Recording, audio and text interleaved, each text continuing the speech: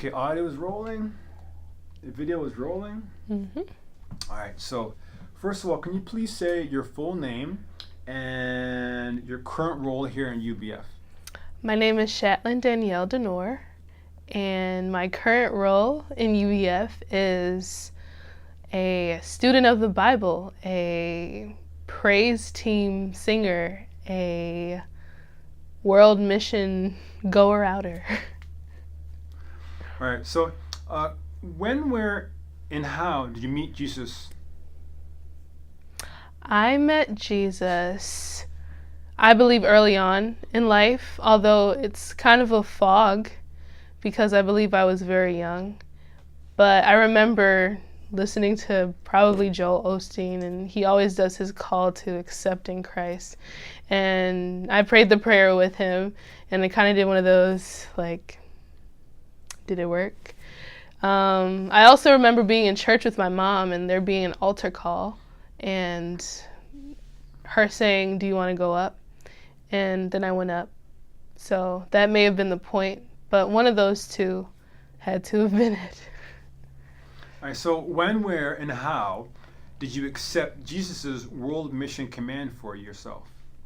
That was fairly recent. I accepted Jesus' world mission command. I accepted Jesus' world mission fairly recently when I came to UBF, maybe a little bit after that.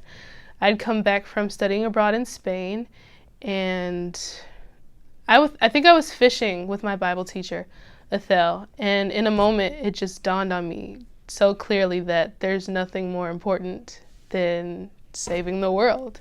Tell me something more important. And that God wanted to use me for that purpose. And yeah, I think it was maybe my junior year, which was about 2 years ago. Okay, thank you. So how did Jesus enable you with time, resources, finances, mentors to obey his world mission command for you? I believe the number one way Jesus enabled me to follow his world mission was to first lead me through Bible study, because there are so many things that you don't know, so many things that you don't know you know. There's so many things that you deceive yourself about.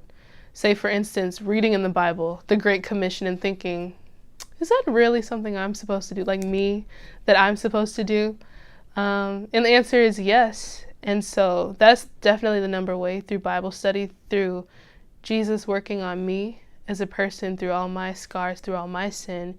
And then that's really the way to help someone, by the Lord fixing you and then you being able to imitate Christ to them because you know who he is. All right. So how have you helped others to obey Jesus' world mission command? I would say that I've helped someone else to follow Christ's world command through prayer. I have a lot of work to do with praying for people to accept God's call, because it's one thing to believe God exists and therefore believe that Jesus exists and everything about who he is. But like I said, the amount of time between me accepting Jesus as Lord and Savior to fairly recently, 2 years ago, accepting God's call it's quite a bit of time. So there's a difference. So I definitely think praying for people to see it as something that's important. And I'm still working on that. Okay, what has been encouraging or challenging about serving with others who come from a different culture or generation from you?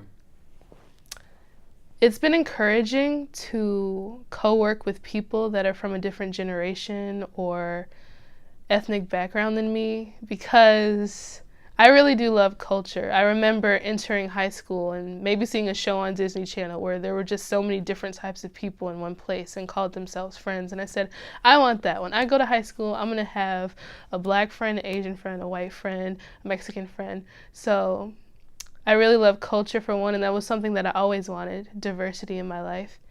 And it's been encouraging to break through that wall. Like, we all have a wall of, this person has to be different from me, so radically different from me because they look different or they speak differently. But to really know someone that you don't even know because both of those people share a common knowledge of who Jesus is, it's a really beautiful thing. And it's like clouds break open that they're different, but they're the same as you. I also never knew how much I liked Korean food. So I love japchae and bibimbap, if I'm correct, pronouncing that correctly.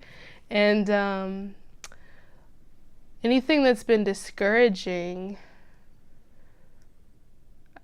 I can't say there's been any way that I've been discouraged in some way by working with people from a different ethnicity. Okay, so have you been on a mission trip before? No. Okay, good. So would you want to go on a mission trip, and why? I would absolutely love the opportunity to go on a mission trip. Superficially, like I said, I love culture. I love the idea of traveling. And on a deeper level, I love traveling because I like seeing what God has created. I like seeing the connection between people. I like seeing different types of land.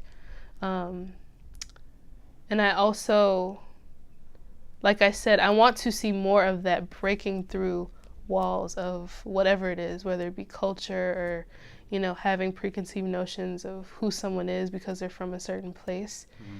And like I said, I am really passionate about, I couldn't think of anything else better to do than to fulfill God's call to make disciples of all nations. And lastly, you have any final thoughts, anything that we didn't cover that you wanted to share about your UBF experience so far, mission life, and growing in God's Word? I would say that with everything that has happened in, I would say now 3 years of being involved in UBF, I wouldn't trade it for anything. And it's so awesome to be able to say that about something, that you would not trade it for anything.